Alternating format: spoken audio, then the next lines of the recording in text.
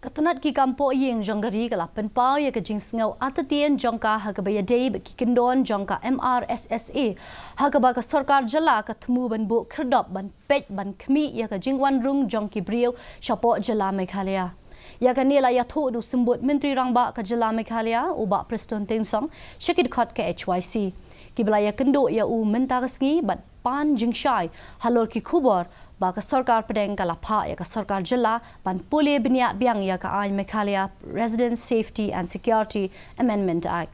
shen ka sarkar Jylla ka laru ban khot jingalang bat baro ki be don bentalang ban yamir jingmut kumnu ban jam shakmat hakabaya day bat kane ka phang.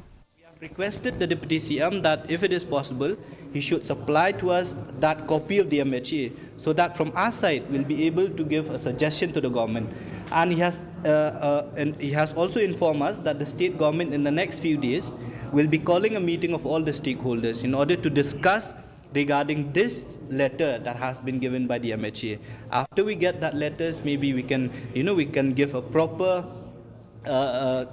suggestion to the government as to how the government should move forward. Haga jingalang bikinong patay